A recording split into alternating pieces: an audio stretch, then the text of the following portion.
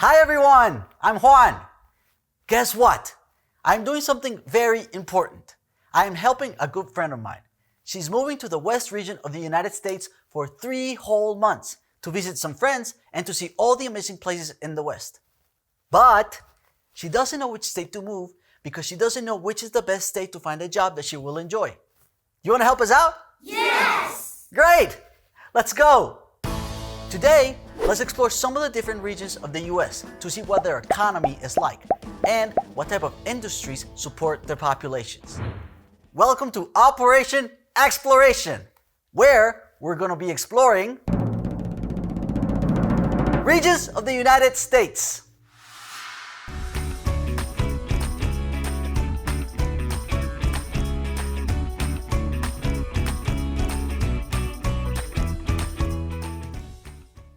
In this video, we're going to explore some of the industries, economies, and natural resources in the West region of the US. The West region states we'll be talking about today are Colorado, New Mexico, Arizona, Utah, Wyoming, Montana, Idaho, Nevada, California, Oregon, Washington, Alaska, and Hawaii. Maybe you live in one of these states and you'll already know about some of the things we're going to discover. Do you remember what an economy is? Well, I have another friend that is going to help us research some of these places. Maybe she can tell us what an economy is. Let's text her. Hey Mia! Juan here. Thank you so much for helping us out today. I was wondering if you could help us define the word economy, please. There we go. Economy. The way people make and spend money. Well, that's important. A region's climate and resources are very important to its industries and therefore its economy. Well, then let's talk about how the natural resources in the West led to the economy that it has today. Mia, are you ready? Haha! Yes! Let's go! Most of the West's climate is hot and dry. In the Southwest mountains, it is cool and dry. Mia, show us please. Along the Pacific coast, there is a lot of rain and cooler temperatures. But even in this part of the region, there are some drier places where farmers grow crops that don't need as much rain or they use irrigation, which means they water the crops themselves. In these areas, they grow crops like wheat, potatoes, cabbage, and onions. During the gold rush days, farming and mining were the West region's major industries. What exactly are the gold rush days, you ask? Well, the California Gold Rush was the biggest migration of movement of people in American history. It brought about 300,000 people to California. The story begins back in January 24th, 1848. James W. Marshall found gold on his land in Coloma, California. People came from Oregon, Hawaii, and Latin America in search of gold in the West.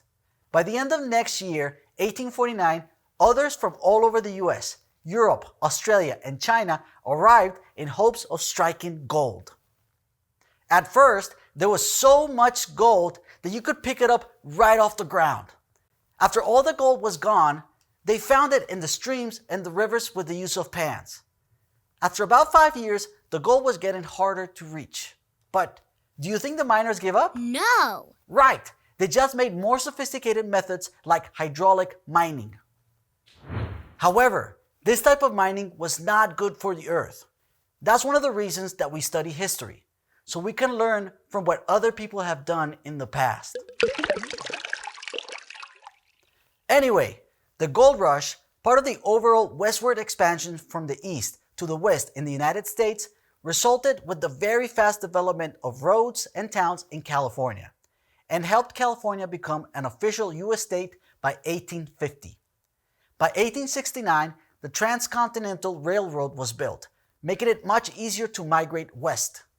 In 1862, the Homestead Act allowed people to own 160 acres of free land as long as they were willing to live on it, farm it, and build a home. 30 homesteading states gave away 270 million acres. President Theodore Roosevelt termed this movement the Great Leap Westward. The result? In less than a century, or 100 years, westward expansion stretched across the Pacific coast up to Alaska and down all the way to Hawaii. We can't talk about the westward expansion without talking about the American Indians who already lived on the land in the West when all these people arrived. Unfortunately, they were displaced and lost much of their land.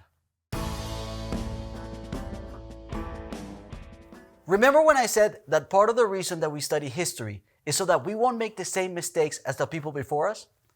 If you're interested in learning more about the struggles, ask a grown-up to help you research the Trail of Tears and Indian reservations in the West during the 1800s. To summarize, Mia, we need your help! In the 1800s, the US already had the Gulf Coast and the Atlantic Coast for trade. Now we have the Pacific Coast. The Western expansion gave the US vast natural resources and ports along the Pacific coasts for exports and imports, a key part of creating the world superpower in trade that America is today. This expansion and the wild rush to get rich also paved the road for California to eventually become what it is today, the US state with the most population, or people, at almost 40 million. That's almost 12% of the total of the US population. Today, mining is not the industry that it was during the gold rush, but it continues in many of the West region states. In Arizona and New Mexico, minerals like silver, turquoise, and copper are used to manufacture products for jewelry. Rings, bracelets, and necklaces are made by American Indian craftspeople. Mia, can you help us check out Utah's copper industry? Yes, great! In Utah, copper is mined above ground. Utah has the largest open pit mine in the world. The copper is manufactured into electrical wires and plumbing pipes. New Mexico mines uranium, which is used in nuclear power plants. These plants make electricity. Mining is one of New Mexico's biggest industries for their economy. This means it makes a lot of money and provides a lot of jobs for the people who live in this state. Besides minerals, another valuable natural resource in the West region is oil. Oil was discovered in Alaska in the 1960s on the North Slope near the Arctic Ocean. The Trans-Alaska Pipeline was built to carry oil from the North Slope to the US and all around the world. The oil is pumped into supertankers that carry the oil to cities like San Francisco, California.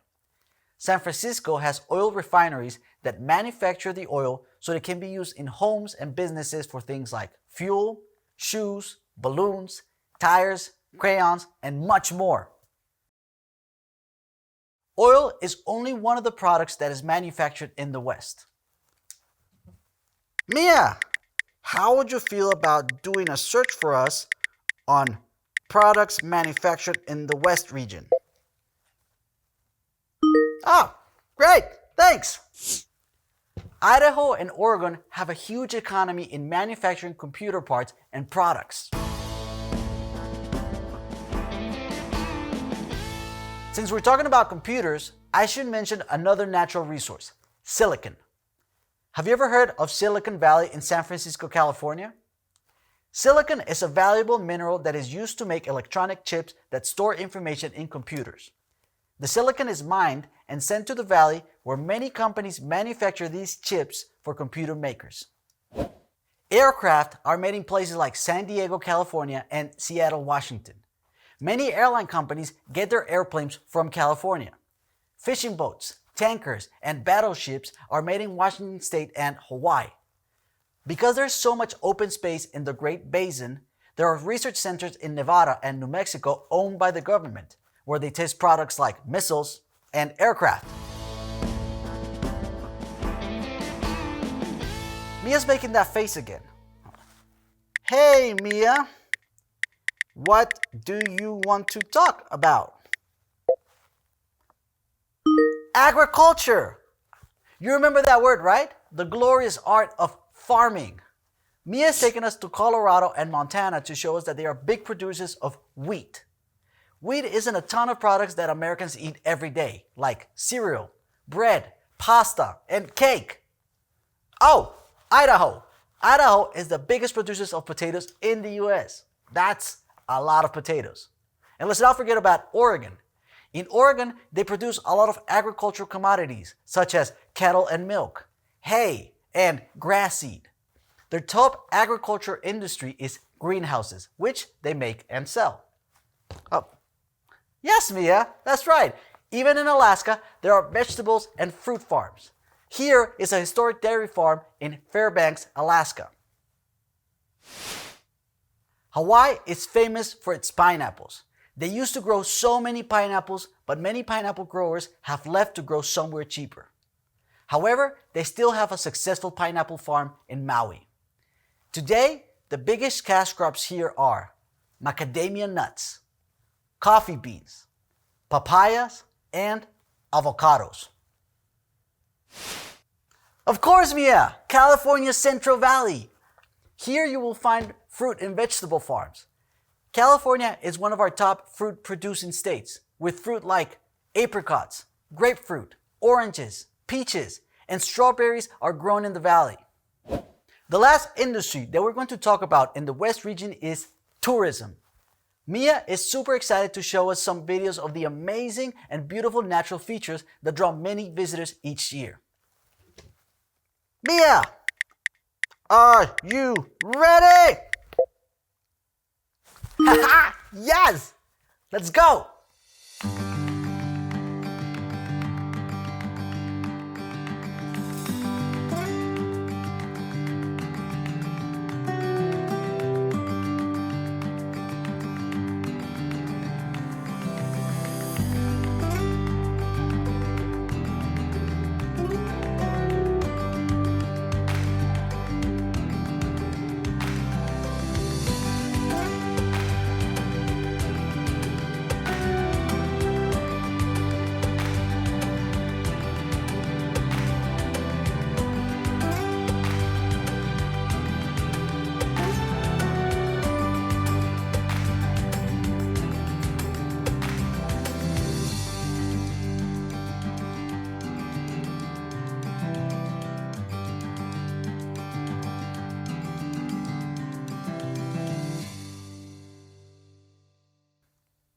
In Los Angeles, California, tourists flock to Disneyland.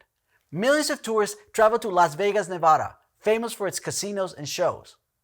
People travel to Alaska on a cruise ship to see its beautiful glaciers, and to Hawaii for its landforms and tropical weather. From its manufacturing, to its farm, to its tourism, the West region has so much to offer. I think my friend is going to have so many great jobs to choose from. Thank you, Mia, for all your help. You are an amazing friend.